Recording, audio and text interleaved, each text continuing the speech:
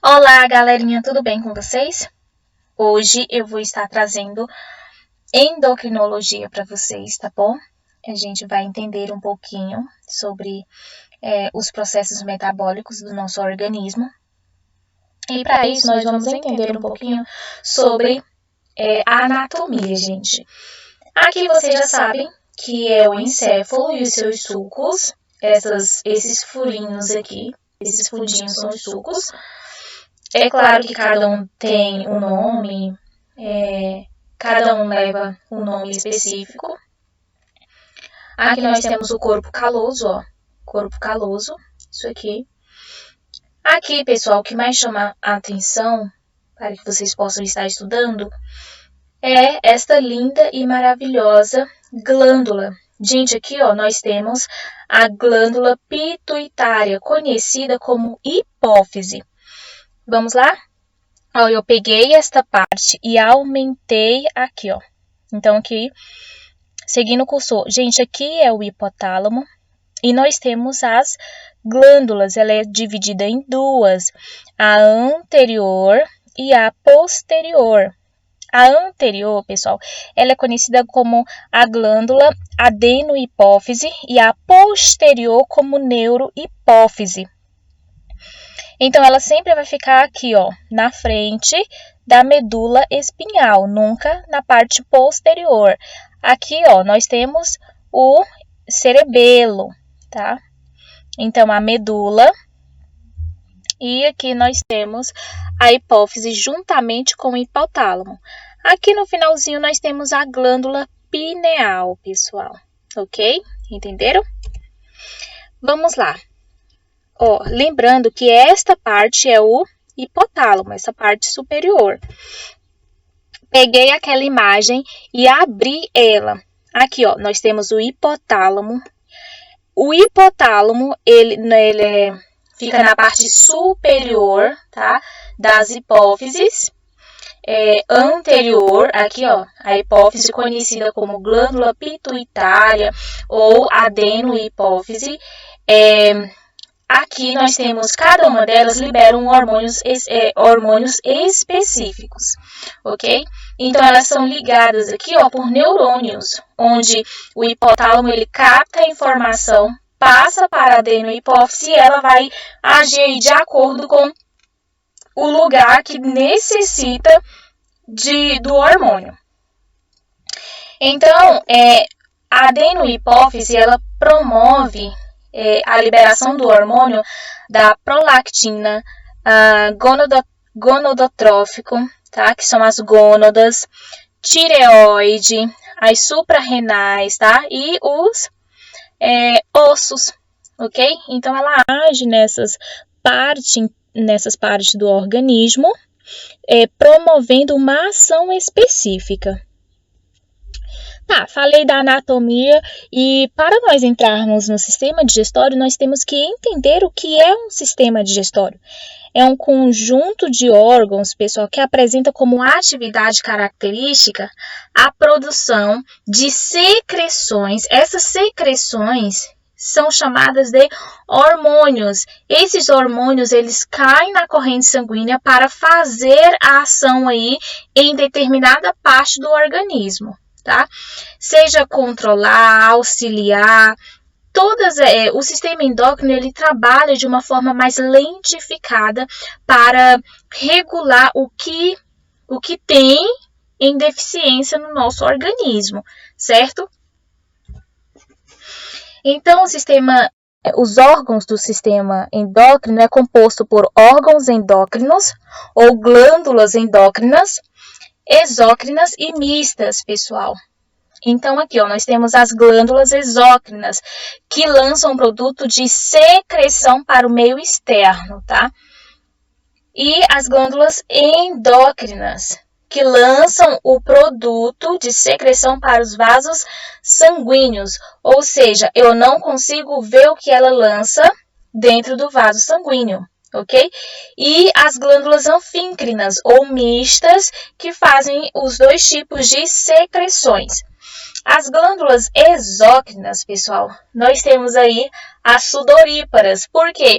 A gente consegue ver o suor, tá? A sebácea, a glândula sebácea, a glândula produtora aí da espinha, né? A famosa espinha. Então, a gente consegue apalpar e ver a espinha, as salivares, a saliva, né? E assim em diante. As afíncrinas aí, nós temos os testículos, os ovários, pâncreas e o fígado. Então, assim, ó, eu falei para vocês que os hormônios, eles caem na corrente sanguínea com a finalidade de equilibrar o que está em desarmonia dentro do nosso corpo. Estes hormônios, pessoal, eles são chamados de mensageiros químicos. Por quê? É como se eles fossem um monte de fofoqueiros contando para o hipotálamo o que está ocorrendo no corpo de vocês. É isso que eles fazem. A função dos hormônios são essa. E eles regulam o crescimento, desenvolvimento e com funções, tá? Então, vamos lá. As principais glândulas endócrinas, né? Tireoide, paratireoide, as suprarrenais, hipófise, ok? Aqui vamos falar da glândula da tireoide. Pessoal, olha, ela tem um formato de borboletinha, ela tem estas partes pequenininhas mesmo, tá? Aqui é a parte anterior, ela fica fixada na traqueia, certo? Aqui, ó, a parte anterior. Quando eu viro a parte posterior da glândula, nós encontramos as paratireoides, ó. Elas são fixadas aqui, pessoal, ó, na parte posterior. Essa partezinha aqui, ela é conhecida como istmo, tá? Essa partezinha superior aqui. Então, os hormônios da tireoide, eles possuem iodo na sua constituição, tá?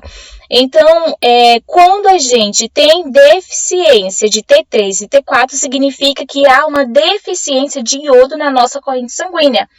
T4, pessoal, promove a vasodilatação das artérias e das veias, aumenta a frequência cardíaca, aumenta a motilidade do sistema digestório.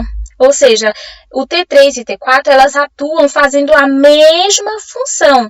As duas unidas, pessoal, ele tem a mesma função, certo? T3 faz o quê? A mesma coisa.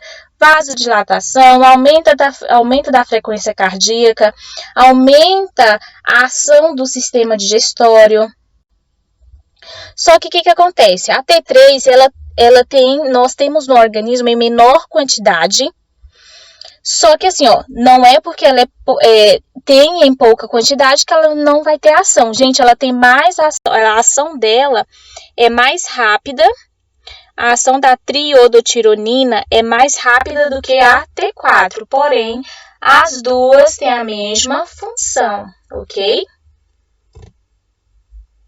Então, o hipotireoidismo, pessoal, toda vez que vocês ouvirem falar em hipo, significa pouco, diminuição, tá bom? Hipotireoidismo, baixa atividade da tireoide, diminuindo assim o quê? A produção de T3 e T4. Nós hipotireoidismo, pouco T3 e T4 na corrente sanguínea, tá? Então, quando há diminuição de T3 e T4, significa que pouco T3 e T4 na corrente sanguínea, ocorre o quê? A diminuição aqui, ó, da frequência cardíaca, diminui a motilidade do sistema digestório. Quando diminui essa motilidade, pessoal, as pessoas tendem a engordar, certo? Então, no hipotireoidismo, gente, a pessoa fica cansada, mais depressiva, um pouquinho comatosa, a pele fica ressecada, né, conhecida como xerose, anêmica, perda de apetite, tende a ganhar peso aí com muita facilidade, ok? O diagnóstico, gente, das duas vai depender do resultado do TSH, certo?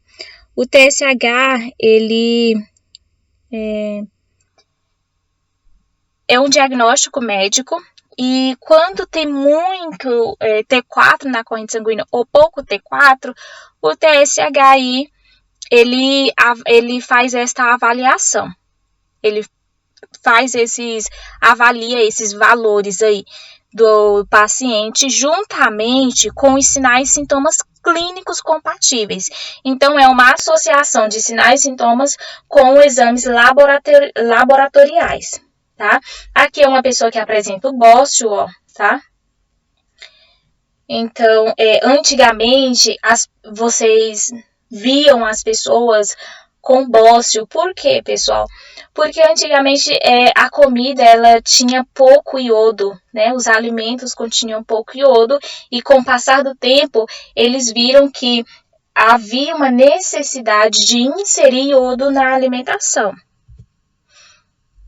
Então, tudo que o hipotireoidismo não faz, o hipertireoidismo faz. O que acontece? Aumenta a atividade da tireoide. A tireoide ela trabalha excessivamente. Como assim? Aumentando a produção de T3 e T4. Então, imagina, gente.